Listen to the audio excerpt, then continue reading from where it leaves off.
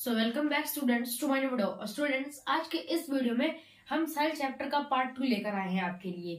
जो cell chapter हम लोग पढ़ रहे थे उसमें हम लोग पार्ट 1 में हम लोगों ने बहुत सारी सेल के 10 पार्ट्स के नाम बताया था आपको, सेल ऑर्गेनेल्स जिसको हम लोग कहते हैं। आज के इस टॉपिक में हम लोग 11वें से शुरू करने जा रहे हैं क्योंकि उसमें मैंने लाइजोसोम तक बता रखा था। तो आज का जो सेकंड पार्ट है काफी ये भी इम्पोर्टेंट होने वाला है। तो चलिए शुरू करते हैं आज के इस वीडियो को। ओके, तो हम लोगों ने लाइजोसोम तक पढ़ लिया था, एक बार थोड़ा सा रिकॉल कर लेते हैं।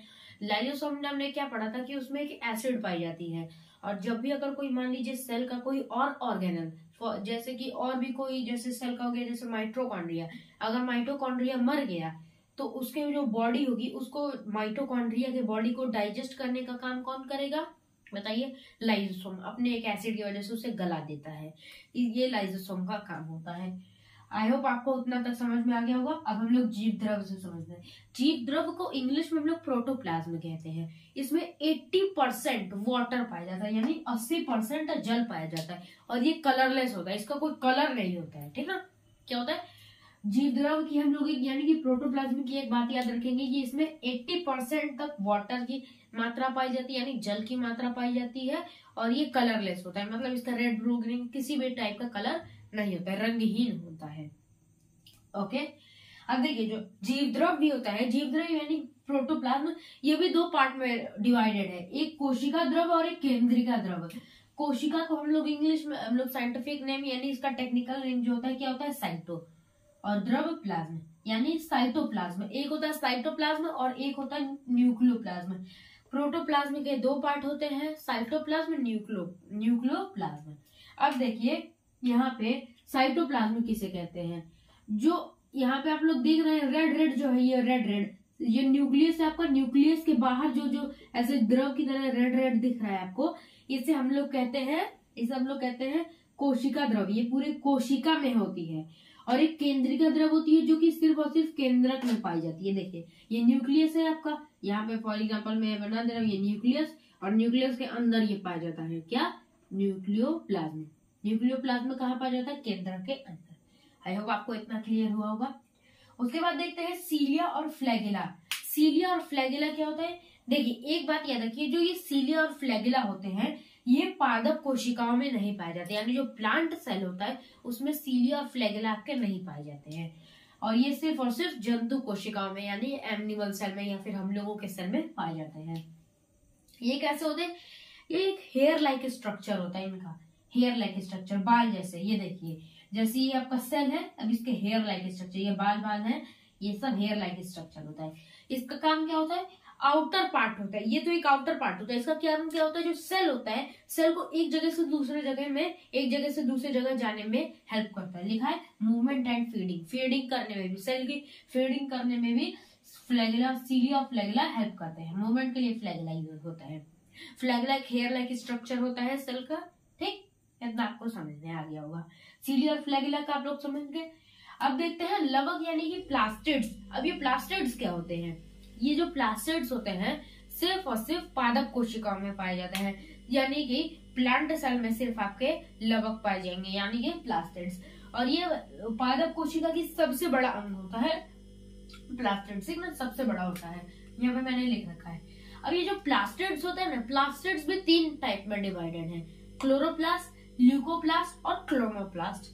ठीक है, क्रोमोप्लास्ट। क्लोरोप्लास्ट जो होता है उसे हम लोग हिंदी में हरित लवक कहते हैं। इसका काम क्या होता है? इसका काम होता है जो भोजन का निर्माण करना, फोटोसिंथेसिस प्रोसेस। आप लोग जानते होंगे, आप जानते होंगे कि फोटोसिंथेसिस प्रोसेस क्या होता है, यानी प्रकाश संश्लेषण। तो प्रकाश संश्लेषण में जो इसी के अंदर हरित लवक यानी क्लोरोप्लास्ट के अंदर एक क्लोरोफिल पाया जाता है, जिसकी वजह से क्या होता है, जो सेल का जो पत्ती, जो आपका प्लांट होता है, प्लांट की जो पत्तियां होती हैं आपकी, ये क्या होती हैं? ग्रीन होती हैं। पत्तियां इसी की वजह से ग्रीन होती हैं। किसकी वजह से होती है? हरित लवक यानी कि क्लोरोप्लास्ट के अंदर पाए जाने वाले क्लोरोफिल की वजह से। ये पत्ती और तना में पाया जाता है, यहाँ पे लिख रखा है। पत्ती यानी कि लीव्स, और तना मतलब कि स्टेम जो होता है, स्टेम में। उसके बाद आता है ल्यूकोप्लास्ट, जिसको अवर्णित लवक कहते हैं हम लोग। अवर्णित लवक, अवर्णित लवक कहाँ पाया जाता है? जड़ में पाया जाता है। और भोजन का इसका जो भोजन का संग्रह इसका काम होता है, जो कि पूरे प्लांट में भोजन का संग्रह कौन करता है? आपका अवर्णित लवक यानी कि ल्यूकोप्लास्ट। कहाँ पाया जाता है? जड़ में पाया जाता है। उसके बाद आता है क्रोमोप्लास्ट। क्रोमोप्लास्ट मतलब वर्णित लवक। उसके बाद इसका काम क्या होता है? ये पहली बात, ये रंग प्रदान करता है। क्या करता है? रंग प्रदान करता है। रंग प्रदान करने का मतलब जैसे कि गाजर हो गया, गाजर किसकी वजह से लाल होता है? केरोटीन। या फिर गाजर जो होता है ऑरेंज होता है, गाजर जो होता है ऑरेंज होता है, किसकी वजह से होता है? केरोटीन की वजह से होता है। चुकंदर बीटानोन की वजह से होता है। टमाटर लाल किस वजह से होता है? लाइकोपेन की वजह से। अब आप मेरे को बताएंगे फल जो पीले रंग का होता है वो किस वजह से? आपको कमेंट बॉक्स में आंसर देना है। ओके, इतना समझ में आ गया। क्लोरोप्लास्ट का काम क्या होता है? भोजन का निर्माण करना। ल्यूकोप्लास्ट का भोजन को संग्रह करना। और क्रोमोप्लास्ट का मतलब कि जो रंग प्रदान करना, भोजन को रंग प्रदान करना। भोजन जैसे कि आपको जैसे कह सकते हैं गाजर, जैसे कि जो फल होता है उसे कहते हैं भोजन। तो भोजन का इसने निर्माण किया, किसने? क्लोरोप्लास्ट ने। ल्यूकोप्लास्ट ने भोजन को संग्रह किया और क्रोमोप्लास्ट ने उसे रंग दिया। अब मेरे को बताना है कि आप लोग बताएंगे कि फल जो होता है, फल पीला रंग का किस वजह से होता है? आप कमेंट बॉक्स में बताइएगा। ओके, 14 नंबर पे आता है क्रोमोसोम। क्रोमोसोम जो होते हैं वो केंद्रक में उपस्थित होते हैं। इनका मैं बता देता हूँ कि ऐसे बने होते हैं। ये होता है आपका क्रोमोसोम, कुछ इस टाइप का होता है। ठीक, अब आप इस क्रोमोसोम को यहाँ से ऐसे ऐसे फैलाते जाओगे, पूरा ऐसे क्रोमोसोम लिए पूरा फैलाते जाओगे तो यहाँ से क्या निकलेगा? ऐसे ऐसे ऐसे ऐसे कुछ डीएनए निकलेंगे। इसे हम लोग बोलते हैं डीएनए। अब डीएनए को भी और ऐसे ऐसे करते जाओगे, फैलाते जाओगे तो निकलेंगे आपके आरएनए। ठीक, मतलब जो आरएनए होता है, आरएनए डीएनए से बना होता है और डीएनए जो होता है किसकी वजह से होता है? गुणसूत्र यानी क्रोमोसोम्स की वजह से। ये केंद्रक में उपस्थित होता है। केंद्रक में उपस्थित होता है, मैंने आपको शायद अपनी पिछले वीडियो में बताया होगा। और ये केंद्रक में यानी कि न्यूक्लियस में उपस्थित होता है क्रोमोसोम। मानव में 46 क्रोमोसोम पाए जाते हैं, यानी कि 23 जोड़ा। 23 जोड़ा का 23 और 23 को ऐड करोगे तो कितना आएगा? 46। तो आप 23 जोड़ा भी लिख सकते हो या 46 भी लिख सकते हो। वैसे ज्यादातर एग्जाम में आता है कि कितने जोड़े होते हैं? 23 जोड़े, 24 जोड़े, 25 जोड़े। कितने जोड़े होते हैं? 23 जोड़े होते हैं। ओके, क्रोमोसोम्स की संख्या। अब देखिए ये क्या करता है? डीएनए, आरएनए और जीन जो होता है, डीएनए, आरएनए, जीन, ये सबको फॉर्म करता है। मैंने बता दिया कैसे फॉर्म करता है। आप उसको लेंगे ऐसे ऐसे पूरा करते जाएंगे, उसमें से डीएनए निकलेगा और डीएनए से ही आरएनए बनता है। डीएनए से ही आरएनए बनता है। ओके, अब देखिए जो मेल होते हैं, मेल में 44 गुणसूत्र पहले पाए जाते हैं और दो होते हैं वो अलग होते हैं। वो कौन कौन से होते हैं? XY। और फीमेल में भी 44 सेम होते हैं। बाकी के जो दो बचते हैं वो XX क्रोमोसोम होते हैं। ओके, अब हम लोग आगे समझते हैं। तो चलिए अब हम लोग प्लांट सेल और एनिमल सेल जो होता है उनके बीच डिफरेंस समझ लेते हैं। मैंने अपने पिछले वीडियो में बताया था कि मैं आपको एक प्लांट सेल और एनिमल सेल के बीच जो मेजर डिफरेंसेस होते हैं उन सब के बारे में बताऊंगा। तो चलिए अब हम लोग उसे देख लेते हैं। पहले आप ये डायग्राम को समझिए। मैंने यहाँ पर एक ये ऐसा डायग्राम बनाया है, इधर एनिमल सेल का है और इधर प्लांट सेल का है। एनिमल सेल में जो जो पाए जाने वाले वो इधर है और बीच में जो रेड कलर का ऐसे आप देख रहे हो, रेड कलर का ओवल शेप का, वो क्या है? वो ऑर्गेनेल्स है जो कि दोनों में पाए जाते हैं, प्लांट सेल में और एनिमल सेल में, दोनों सेल में पाए जाते हैं। ओके, तो चलो अब हम लोग एक एक करके समझते हैं। पहला है एनिमल सेल। एनिमल सेल जो होता है वो स्मॉल होता है, यानी कि एनिमल सेल जो होता है वो छोटे होते हैं और गोल शेप के होते हैं, जबकि प्लांट सेल जो होते हैं वो बड़े आकार के होते हैं, और वो चौकोर होते हैं। ओके, नेक्स्ट है वैक्यूल्स। जो एनिमल सेल होते हैं, एनिमल सेल का वैक्यूल्स छोटा होता है। वैक्यूल्स इसलिए छोटा होता है क्योंकि हम लोगों को पानी स्टोर करने की उतनी जरूरत होती नहीं है। और प्लांट सेल का वैक्यूल जो होता है बड़ा होता है क्योंकि उनको पानी जो वैक्यूल्स में जो पानी होता है सारा स्टोर होता है। तो पानी कहाँ पर? इसलिए इनके जो पौधों को पानी की ज्यादा जरूरत होती है, तो इसलिए पौधे जो होते हैं वो क्या करते हैं, उनका वैक्यूल्स बड़ा होता है जिससे वो लोग ज्यादा पानी स्टोर कर पाए। क्लियर? उसके बाद आता है सीलिया। एनिमल सेल में सीलिया पाया जाता है, फ्लैगेला पाया जाता है और लाइजोसोम पाया जाता है, जबकि सीलिया, फ्लैगेला और लाइजोसोम प्लांट सेल में ये सब नहीं पाया जाता है। और प्लांट सेल में सेल वॉल पाया जाता है, प्लास्टिड्स पाए जाते हैं, क्लोरोप्लास्ट पाया जाता है। सेल वॉल, प्लास्टिड और क्लोरोप्लास्ट ये तीनों चीजें एनिमल सेल में नहीं पाई जाती हैं। अब देखते हैं कि ऐसी कौन सी चीजें हैं जो कि एनिमल सेल और प्लांट सेल दोनों में ही पाई जाती हैं। तो पहला आता है जो कोशिका झिल्ली होती है, सेल मेम्ब्रेन, ये दोनों में पाई जाती है। आपका एनिमल सेल हो, प्लांट सेल हो, दोनों में पाई जाती है। उसके बाद आता है माइटोकॉन्ड्रिया।